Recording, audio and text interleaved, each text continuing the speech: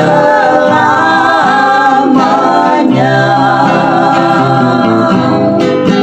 Ku harap padamu, datang hadir di pencobaanku.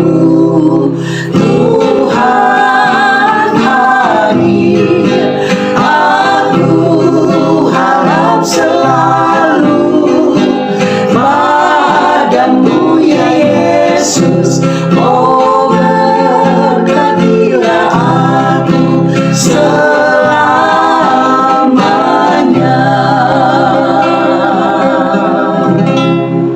Shalom, mari kita tunduk kepala dan kita berdoa. Tuhan di surga, kami berterima kasih untuk pertolongan dan tuntunan Tuhan sudah menjadi bagian kami di hari ini. Sebelum kami beristirahat, rindulah kami untuk belajar firman-Mu. Berkatilah, dalam nama Tuhan Yesus kami persembahkan doa ini. Amin. Nah, pelajaran sekolah sahabat kita pada saat ini, dalam perenungan kita pada saat ini berjudul Lucifer menipu, Kristus menang. Lucifer menipu, Kristus menang.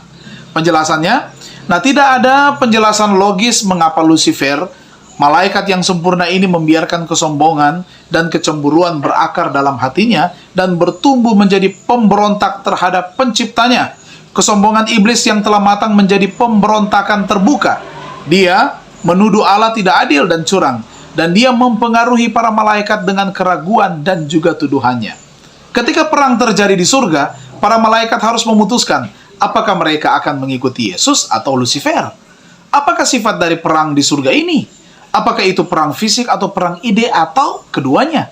Kita tidak tahu detailnya, tetapi konflik ini cukup bersifat fisik sehingga iblis dan para malaikat akhirnya dilemparkan ke bawah dan tidak mendapat tempat lagi di surga. Wahyu 12 ayat 8 dan 9. Perang ini jelas mencakup semacam unsur fisik. Satu hal yang pasti adalah tentang perang di surga. Setiap malaikat harus memutuskan untuk mendukung atau menentang Kristus. Siapa yang akan mereka ikuti? Suara siapa yang akan mereka dengarkan? Para malaikat yang setia memilih untuk taat pada perintah Kristus yang penuh kasih. Sementara sepertiga malaikat mendengarkan suara Lucifer, tidak taat kepada Allah, dan kehilangan surga. Nah, kita pun di masa kritis dalam sejarah dunia ini dipanggil untuk memutuskan, untuk mendukung atau menentang Kristus. Kita juga harus menyatakan di pihak mana kita berada, di pihak Kristus atau iblis. Ketika Tuhan menciptakan manusia, Dia menanamkan jauh di dalam otak kita kemampuan untuk berpikir, bernalar, dan memilih. Esensi kemanusiaan kita adalah kemampuan kita untuk membuat pilihan moral.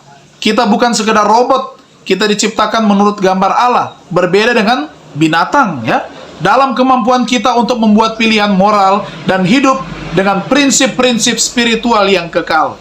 Setelah pemberontakan Lucifer di surga dan setelah kejatuhan, Allah telah memanggil umatnya untuk merespons kasih-Nya dan taat pada perintahnya dengan memilih untuk melayani Dia. Tuhan memberkati kita, mari kita berdoa. Kami berterima kasih Tuhan, kami boleh belajar firman Tuhan setelah kami melaksanakan kegiatan di hari ini, dan siaplah kami lagi untuk beristirahat. Kiranya berkat surga melalui ketenangan dan kebahagiaan, kesehatan, sukacita menjadi bagian kami semua.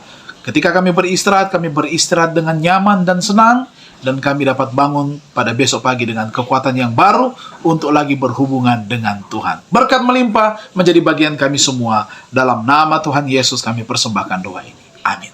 Terima kasih, Tuhan memberkati kita semua.